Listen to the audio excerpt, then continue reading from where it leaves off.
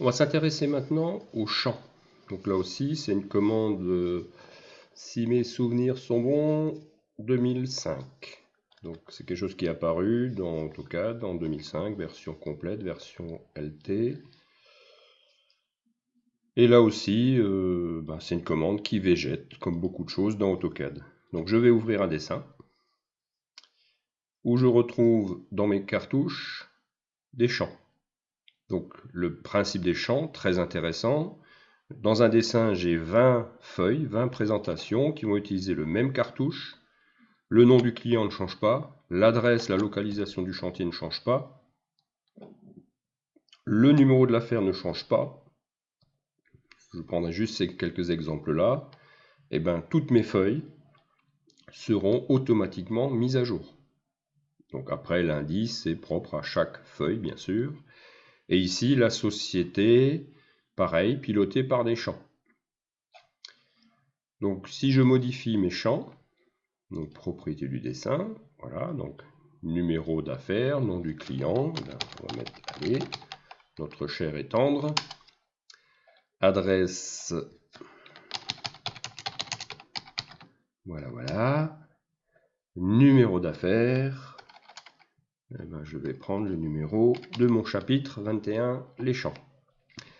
La société, eh ben, restons dedans, les champs,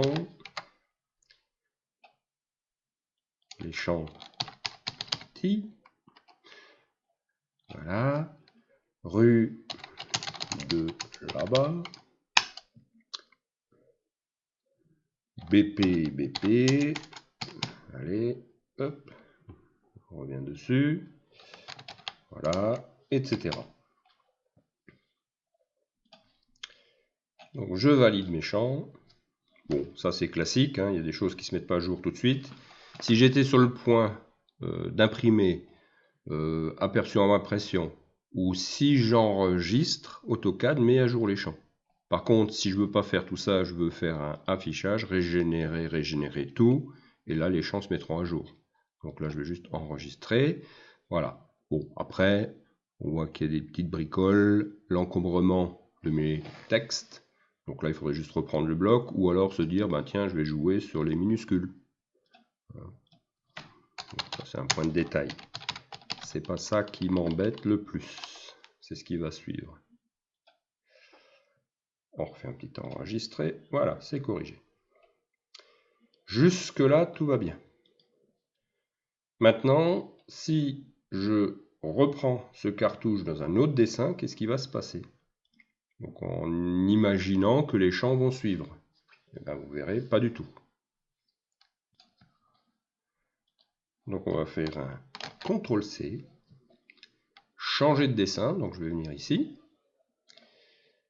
Un petit coup d'œil dans mes champs, il n'y en a pas. Donc qu'est-ce qui va se passer avec mon petit cartouche? Je vais faire un CTRL-V. Oh, que c'est dommage. Donc tous les champs sont inconnus, n'existent pas dans le dessin.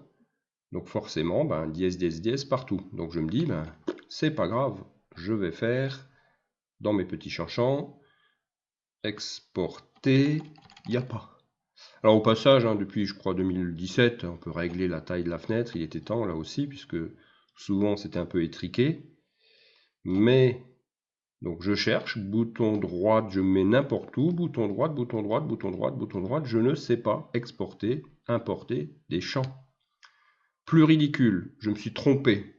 Par exemple, je veux ajouter SOC dirigeant. Hop, on va mettre Monsieur le directeur. Ok. Ah, zut, devrait être plus haut. Glisser, je peux pas. Bouton droit, renome. Ah, en plus, j'ai fait une faute de frappe. Je voulais mettre Monsieur le directeur au lieu du dirigeant. Bouton droit, je peux pas renommer. Je ne peux rien faire.